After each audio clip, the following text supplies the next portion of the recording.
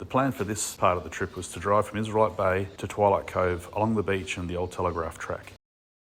The track out to Israelite was in good condition and plenty of camping at Israelite.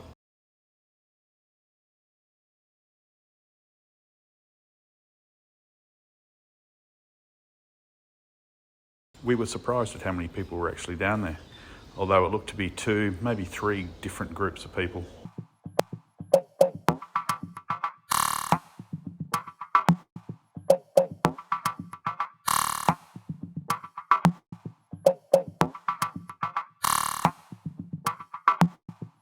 Next morning, we scouted the beach with the drone and could see heavy weed at the start, but that cleared up before long.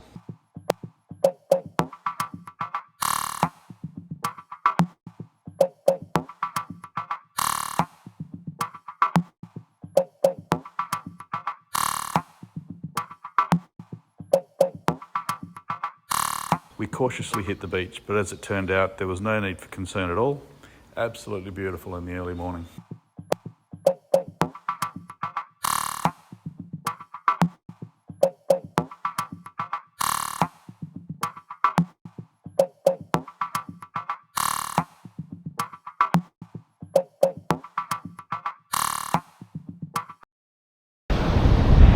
We're just out of Israelite Bay. The sand here is rock hard. We're just getting out to see if we were making any kind of depression, and you can see it's sitting on top. We are running 16 pound in the ute and 13 in the trailer. So we left Israelite Bay this morning about 6:30. We're travelling along the beach at the moment. It's rock hard. The tide's going to be in by about 12 o'clock, so we want to make sure we're off the beach by then. At the end of this section of drivable beach is a sand dune to get onto the coastal track. Our first attempt, still with 16 in the ute, 13 pound in the trailer. We made it about halfway up, so we had to reverse down and it dug in a bit at the bottom, but no big deal. With the tyres down at 10 pound and no trailer, we made it up the dune easy enough, but we did need the boards right at the top for the last hop. The next task was to winch the boat up, and I was glad for upgrading the old winch before we left.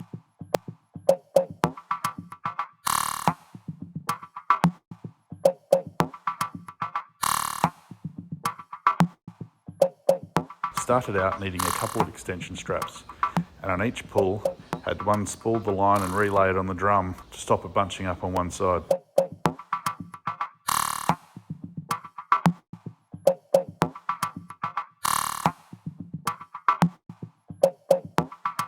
Probably did 6 line pulls over 1.5 to 2 hours to get the tinnie to the top.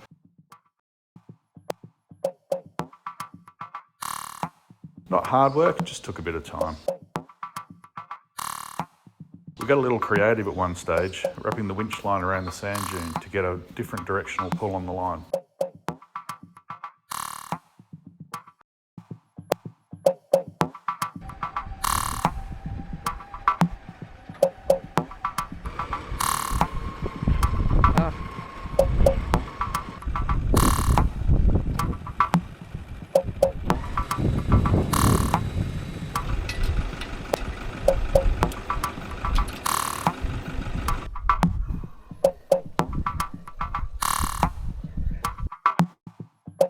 Very happy about the trailer setup, allowing for this. Got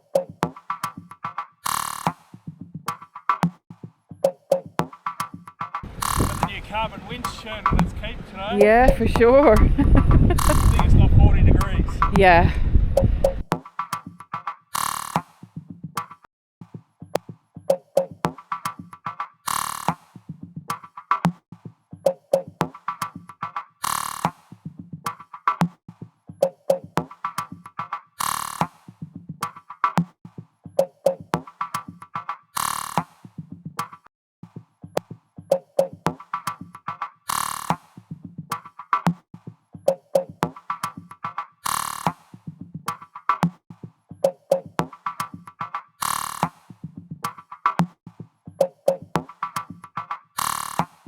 After hooking up again, we followed the coastal track up to the Salt Lake a bit further north.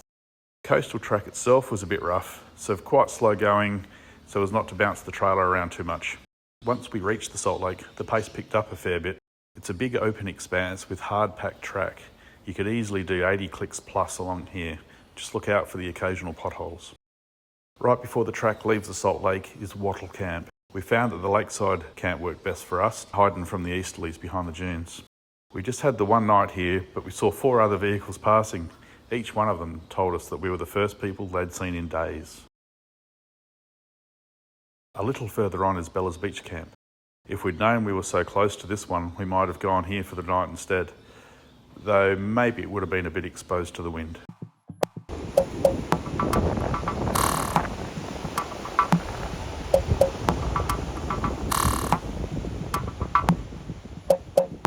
From Bella's, you got the option of following the beach to Bilbunya or taking the inland track along the Salt Lake and the Telegraph line. It was late morning at this stage with a big tide forecast, so we opted to stay off the beach. The Salt Lake track was very hard packed and very dry, no signs of water or any soft spots at all. At the end of the Salt Lake, the track enters a heavily wooded area. Lots of shady campsites in here.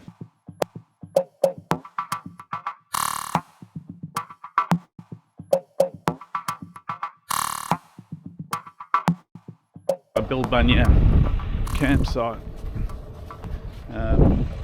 Bilbunya dunes back there. There's beach access down here, and I think Culver is around that way.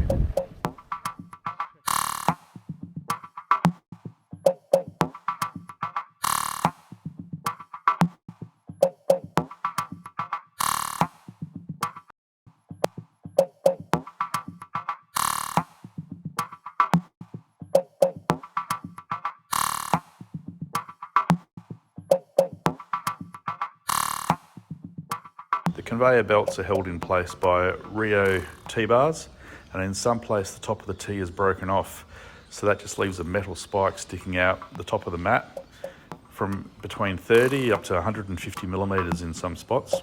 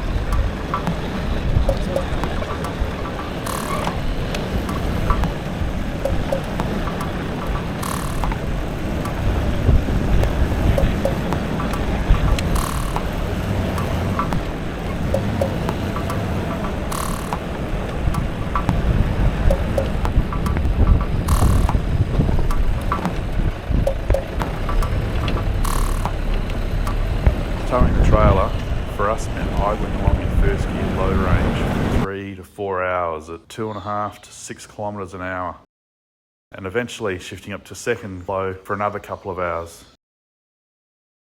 We had a butte camp about 20 k's south of the highway.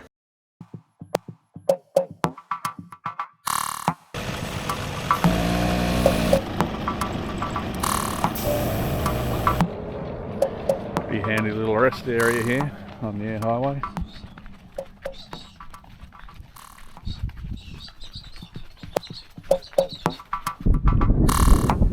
For diesel.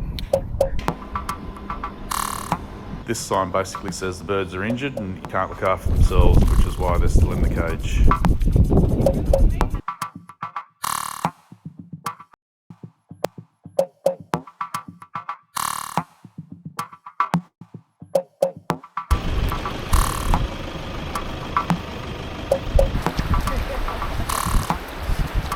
3 Mile Beach was just outside Eyre. Absolutely beautiful and a free campsite. It was a nice refreshing break after a couple of days on slow, rough tracks.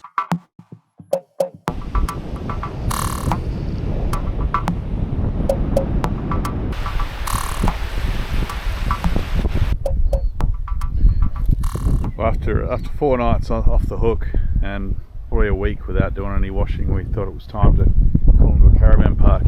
We're at Eucla Caravan Park. Looks like we're the only ones here at the moment. And you just kind of pick your spots. So thought we'd take this one. Got the ocean views over the top of the airport. The site's on a bit of a slope, so we've got the boards under the back of the car. It makes it nice and level, although it's a little bit higher to get things out of the fridge and to climb up into bed.